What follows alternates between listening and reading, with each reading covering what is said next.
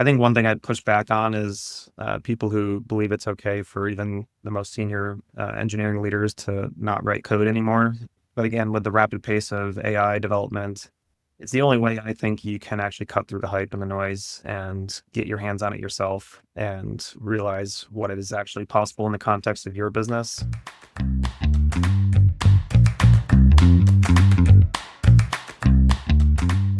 Welcome to Tech Teams Today. I'm Lucas Mendes, CEO of Revelo, and today we're joined by Kevin Roche. He's the co-founder and CTO at Wellthy.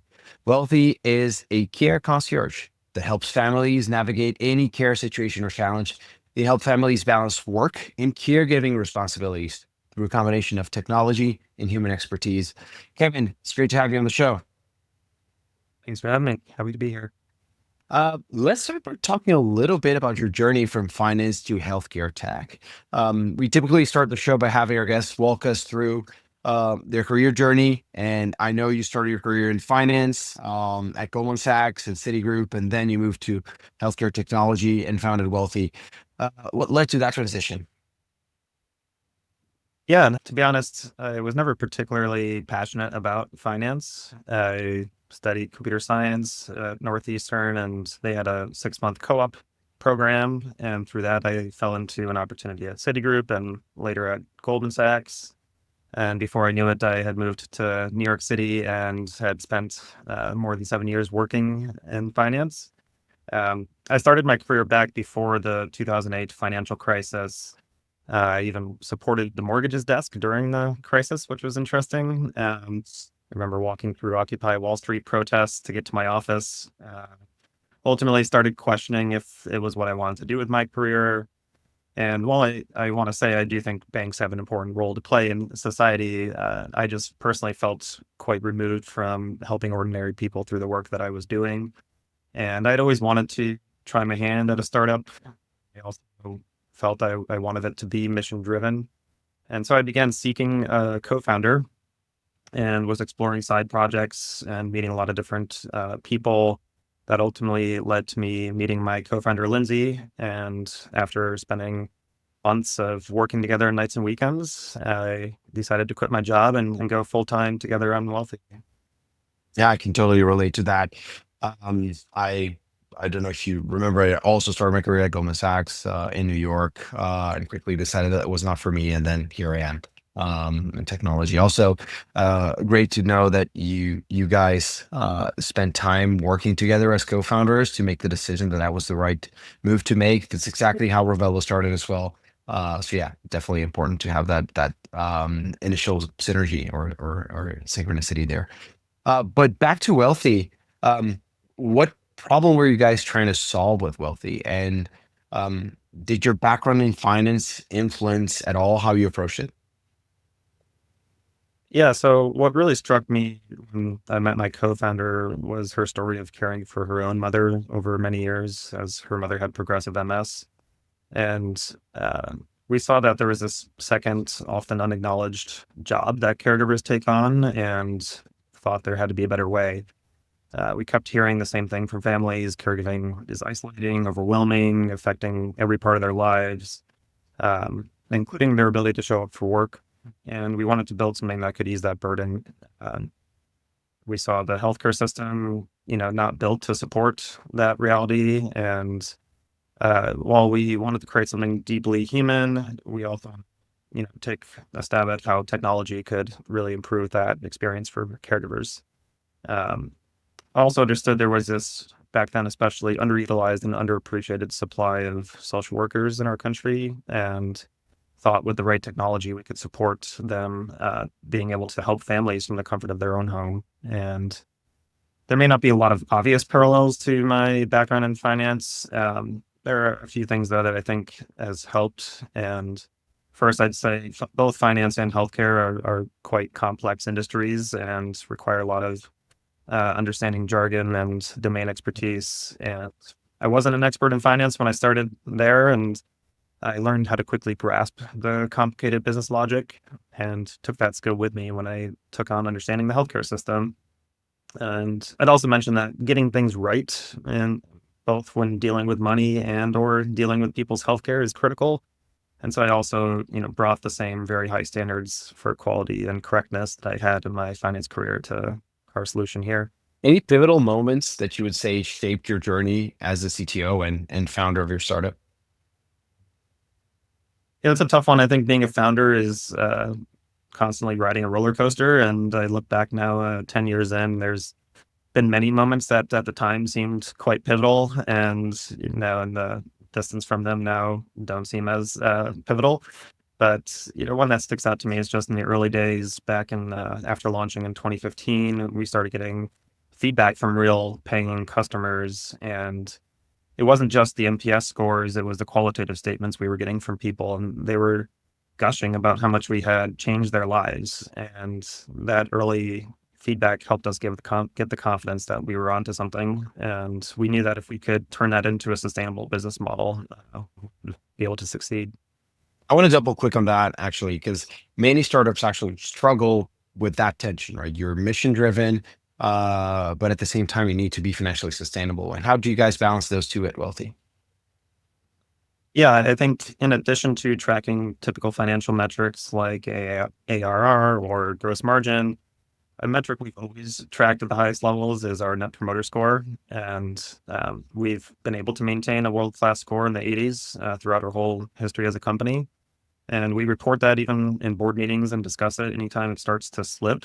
And so, besides supporting our mission, we know that delighting our members will turn into the feedback that will also lead to our clients being satisfied. Our clients being employers who are offering this benefit to their employees, right? And so we also track the client NPS score, which has also been over 90 historically. We've had incredibly high client retention and many opportunities to further expand business with them. And I think that mostly comes through the incredible member experience when they hear this feedback from their employees. And does that percolate in a way to the engineering team? I mean, as CTO, do you have to ensure that engineering and product decisions are aligned with the mission? And how do you do that? Yeah, I think it definitely takes, some ongoing effort to make sure it's always a thing that is top of mind for people. We bring it up in our meetings. We have a Slack channel where all this positive feedback goes. And so I think people do feel connected to how their work is helping everyday people. We've also defined our own departmental mission and values to make sure how we approach our product development is aligned with the broader Wealthy mission. Um, and ultimately, it's also about how we recruit the right people. I think everyone who works at Wealthy deeply cares about supporting caregivers, and we take pride in the impact of the work that we do. And that includes our engineers. There are a lot of good discussions anytime, somebody might think a decision impacts our mission. Right. Uh, I want to change gears here a little bit and talk about how AI is changing not only tech, but also other industries like caregiving or even the way people manage teams and engineering teams. Um, and I think my first one is, what advice would you give to people who are just starting out in tech or considering a career in tech in light of all the changes that we're seeing? Yeah, I would say tech has always been fast moving and ever evolving, but that does seem even more true in recent years. So I would say don't worry so much about what particular language or framework to master and focus on the fundamentals and really learning how to learn because there will always be new things to learn through your career. And, just keep trying new things constantly. It's the only way to keep your skills sharp over time and, focus on your ability to identify and solve important problems. I think too many people get caught up in the tech itself. And yeah, it is satisfying to create really elegant, Mm. beautiful code. But I think it's also easy to forget about whether anybody will care about what that code actually does. Yeah, I mean, in the era of AI generated code, what matters is the end product, right? So coding has been and has always been actually a tool. Um, and but specifically in the realm of caregiving, it is inherently very human centered. How do you see AI impacting that? Is it augmenting caregiving in a way? For sure. I think we think of care as one of the most fundamentally human things you can do. Um, Certainly, technology and AI can augment, the caregiving experience and help in many ways, but certainly, at least not at this stage, can replace the emotions and personal experiences that come along with caregiving. But that said, I think AI will really help people learn easier. They'll find out about things that they wouldn't have even thought to search for by being able to leverage AI. And ultimately, hopefully, it'll also take off their plate more of the mundane tasks that go along with this, just the time consuming drudgery of documentation, appointment scheduling, medication reminders, etc., and really free up caregivers to focus on meaningful human connection and the complex decision making that goes with it. Any highlights in how your team is leveraging AI? Any AI driven innovations that you guys have been exploring? Yeah, for sure. We've understood caregiving can involve a lot of moments of frustration and crises. So one of the earliest things we tested out was using AI to quickly flag such situations to make sure they're getting extra awareness and attention, and allowing us to more quickly jump on those types of situations. Also, generally, our care coordination involves just a lot of communication, messaging between the members and care coordinators. And so while we're not using AI to directly respond to members, we can find it helpful to enable our care team to send better messages and, helping adjust the tone of a message or reduce the jargon, and just really making sure that we're connecting with those members and helping them understand the complicated nature of the topics they're navigating. Um, Ultimately, I think that feeds into our NPS score at scale, right? And just making sure we have a consistently high quality approach to how we message with our members. And how about managing your own engineering team? Has AI changed how you do that? Have you been, maybe adopting new tools? And if you are, how are you thinking about ROI of those tools? Yeah, certainly we've been trialing a lot of stuff. It seems like there's new tools every week. And so if anything, I think that's one of the challenges is picking where to spend time evaluating new options out there. But yeah, we've been using tools like Copilot for a long time, and more recently Cursor, using tools like CodeRabbit to help with reviewing code automatically. We survey the team on what they're finding helpful and trying to share best practices. And it's one of the challenges. I think there's a lot of hype and just cutting through that, and you get a quite wide range of reactions from engineers who think it's the best thing that's ever happened to totally useless, and trying to understand, what's real. And for those who aren't finding it very helpful, understanding, is there something there, or is it that they just need to learn different ways to use it? And I think a lot of the current AI solutions are pretty broad and leave it open to the engineer to determine the best way to apply it. And so I think that's where we focus a lot nowadays is sharing and understanding like when and how to effectively use it and when it's maybe not the best choice. Yeah, and I mean, apart from the usual suspects in terms of use cases like documentation and testing, test coverage, for example, do you guys have any particular use cases that you're being successful at? I mean, I think we've also found it helpful, like understanding the broader code base if we're doing some kind of refactoring or Yeah. trying to identify, how deep some tech debt goes, and things like that, or asking questions of the code base and stuff like that. I think has also been interesting. Yeah, that's a good one. Let's ask ChatGPT to reply with a GIF to that question. A GIF with that to that Yeah. question of how deep does that tech debt go? Uh, let's shift gears again, and I wanted to talk a little bit about your work in scaling the engineering team. So you've been at Wellthy for nearly a decade. You started it, you grew it from the startup moment to being a well-established company. When it comes to scaling the team, what have been your biggest learnings? Um, I think one thing I'd call is just being comfortable with repeating myself. I think as you get more and more people in the org and more layers, it's not enough for me to articulate once why something is important and expect it'll reach everyone clearly. I've grown comfortable with the fact that repeating my messages in multiple contexts and reiterating the same points over and over isn't necessarily a signal that something's wrong. It's just what's needed for larger orgs.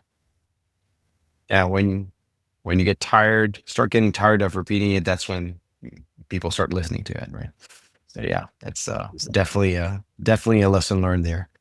How about hiring and retaining top engineering talent? You're competing with tech giants for talent. How do you approach those two activities?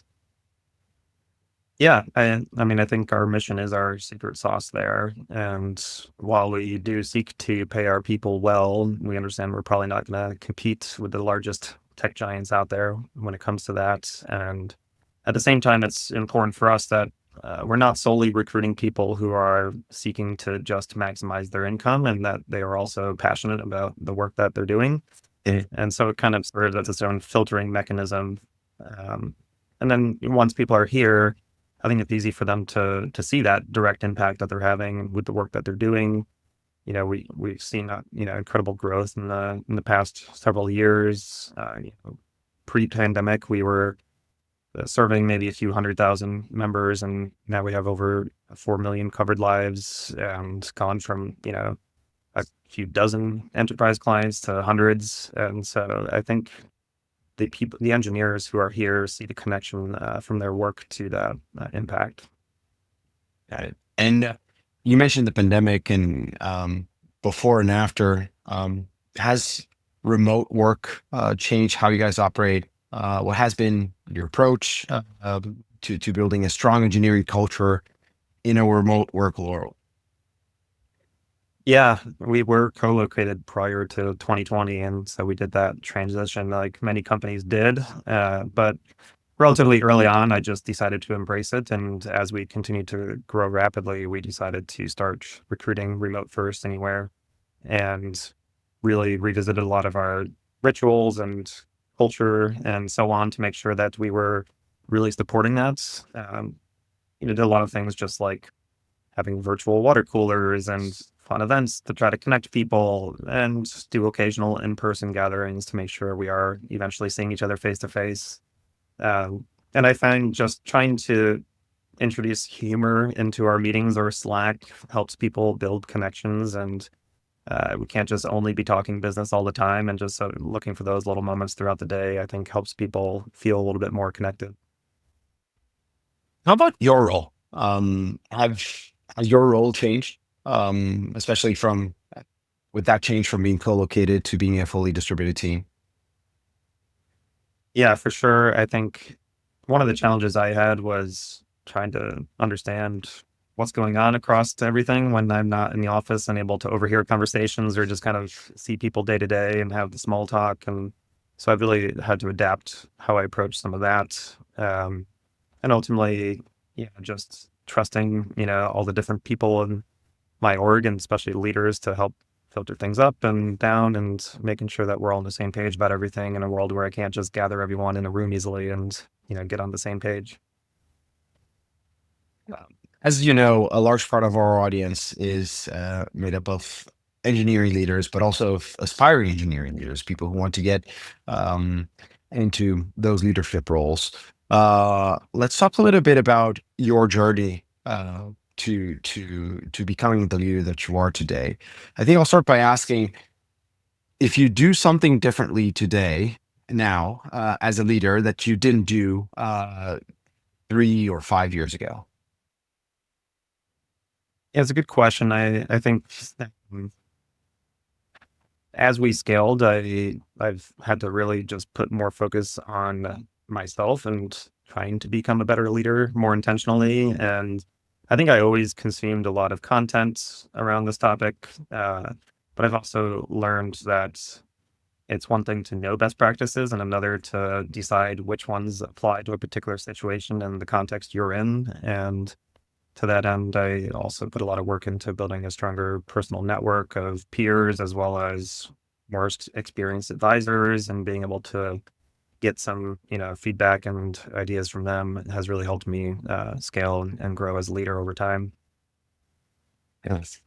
Is there Any um, anything you wish you knew when earlier in your career as a CTO? I think it's important to just realize it's okay not to know everything and that Mhm. no one really does, no matter how confident they seem.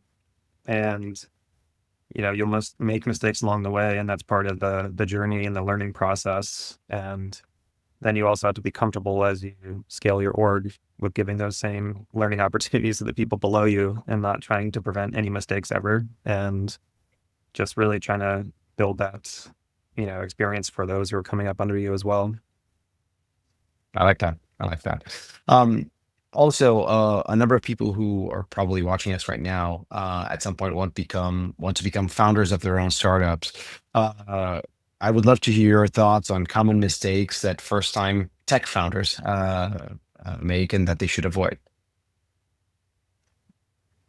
Yeah, I think as a tech founder, and especially the earliest days, it can be tempting with a greenfield project to want to build a beautiful architecture and do things right. And I think people often underestimate how unlikely that is the reason you will fail. And it's more likely you will run out of money before you hit product market fit. And you should spend time just getting things out there as rapidly as possible and not obsessing over technical things that won't matter when the feature set changes or we go in a completely different direction months from now. And so I think that is a big piece of advice I would give early founders. That's a very good one. That's a very good one. I think every function in a founding team has its own rabbit holes, and I think that obsessing about perfect tech is a typical one for tech founders. Yeah, product market fit is so much harder than that. Um, Moving on to the last section of our conversation, Kevin, wanted to talk a little bit about trends. Are there any industry trends, either in tech or in caregiving, that excite you or that concern you? I mean, obviously AI is a very hot topic these days, and I think that falls into the camp of both exciting and scary. Um, Mhm. Especially on the engineering side, seeing excitement around this idea of vibe coding. And to me, maybe there's a place for that with like creating quick prototypes or fun side projects, but it's terrifying to me to use that for anything real and worry that it will start creeping in. And I think for anything really important, it's still going to be critical for people to understand what it's actually doing and how it's working. Yeah, that's for sure. How about trends in talent? I mean, you've been in tech leadership for well over a decade now. Um, how the skills needed for top engineers changed over time? Is there something different about recent vintages of engineers that just weren't there 10 years ago? It's a good question. I think I have always valued product-minded engineering and making sure people understand like the details of the thing they're delivering and why it's being built and the expected impact of it. And again, I think with the rise of AI being involved in the building of the solutions, that becomes even more important. And it's not enough to just take very specific specs and write code to meet them. And so I think, newer people are becoming more and more comfortable using AI tools. And some people that have been ready for a very long time might be more reticent to trust it and hand over the reins. And I think there's an important balance to strike there. But the only way to really understand it is to get your hands on it and really personally play with it and cut through the hype and noise. Yeah, I really like that. Really good. Now the tough question: is there any widely accepted belief in engineering leadership that you disagree with? I don't know how widely believed this necessarily is, but I think one thing I'd push back on is people who believe it's okay for even the most senior engineering leaders to not write code anymore. But again, with the rapid pace of AI development, it's the only way I think you can actually cut through the hype and the noise and get your hands on it yourself and realize what is actually possible in the context of your business. And then also occasionally going through the full SDLC yourself can really help you keep, your finger on the pulse of how the team is operating and what the reality is on the ground for your individual contributors. That makes a ton of sense. That's great. Kevin, thank you so much.